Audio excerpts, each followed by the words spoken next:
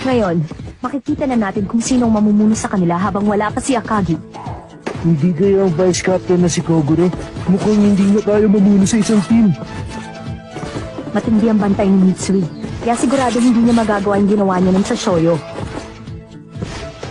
Sigurado namang magiging abala ang point guard ni Miyagi, habang ang katapat niya ang ace player sa kabilang koponan na si Maki. Dapat gumawa ng paraan ng Shohoku kung ayaw nilang paikutin sila sa kamay ng kainan.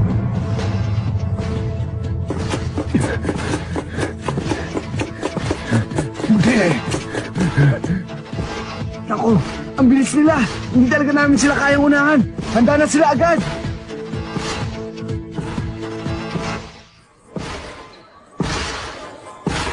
Dito! Rukawa! Magsishoot siya! Lagot! Fake yan! Hindi, tutuloy! Wow!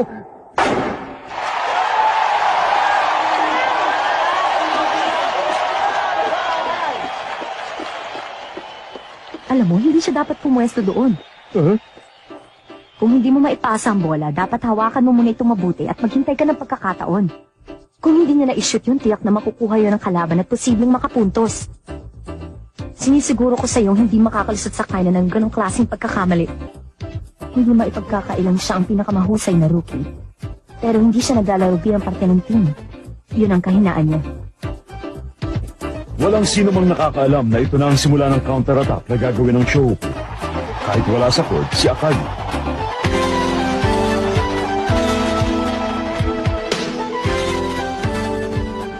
Kahit kailan hindi ako naglaro para matalo. Kahit kailan pang makalaban ko.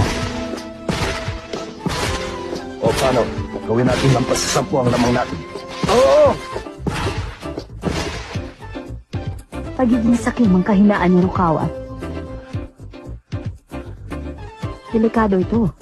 Baka ito pang maging dahilan ng pagkatalo ng Shohoku. Hindi ako matatalo.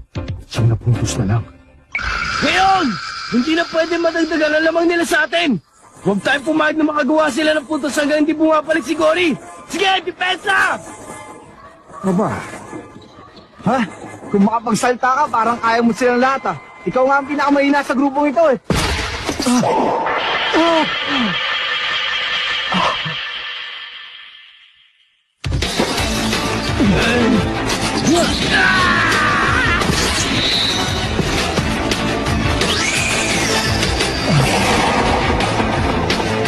Pauli na!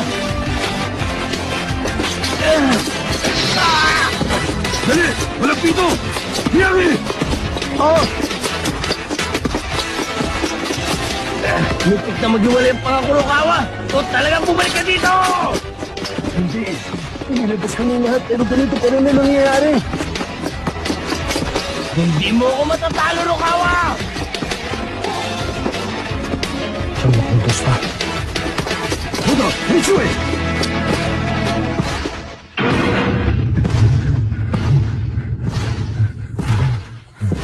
Hindi ko na kagad sila. Para silang mga hayop sa bilis. Ibang klase silang tumakbo.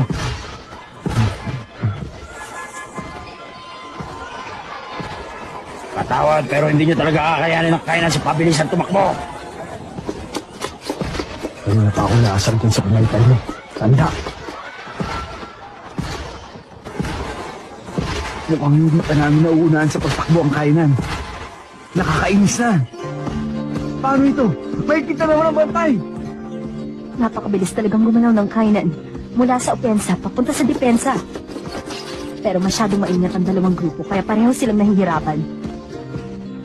Ang paglalarong ginagamit ng kainan ay ang basic ng basketball. Yan ang champion sa loob ng 16 na taon. Oo, mahusay talaga sila. Rukawa, pag pinairan mo pa ang kasakiman mo, siguradong lalong lalaki ang lamang ng kainan. Dito! Ipasa mo sa akin. Ipasa mo sa akin. Ipasa mo sa akin. Ipasa mo sa akin. Ipasa mo sa akin. Ipasa mo sa akin. Ipasa mo sa akin.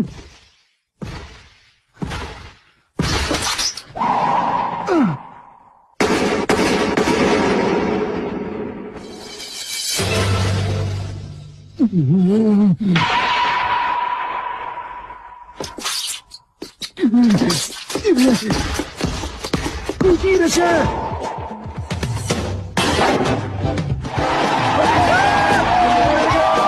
Ang galing! Sobra ka na, Rukawa!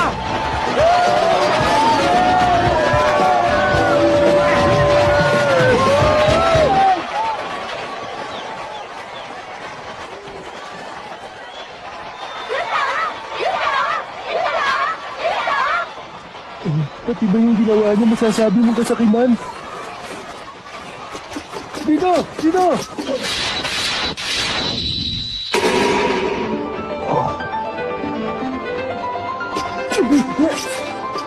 Paano? Ha? Ayos! Nice steal, Rukawa! Oh, hindi!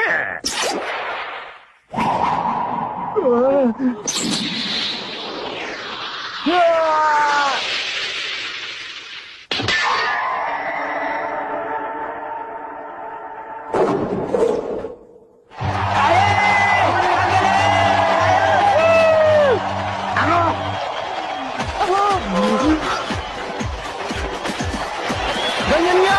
Talunin niyo sila, Rukawa! Talunin niyo ba?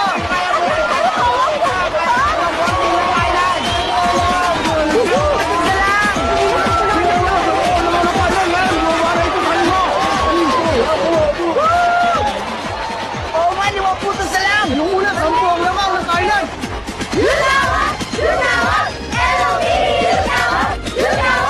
Napakasiliman talaga!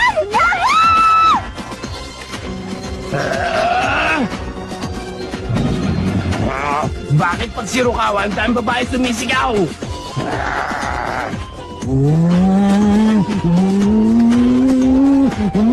Bakit ganun?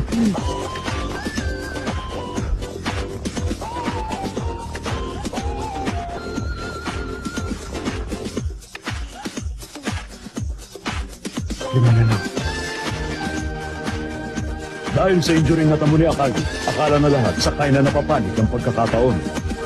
Dahil kay Rukawa, bumaba sa 5 puntos ang lamang ng kainan.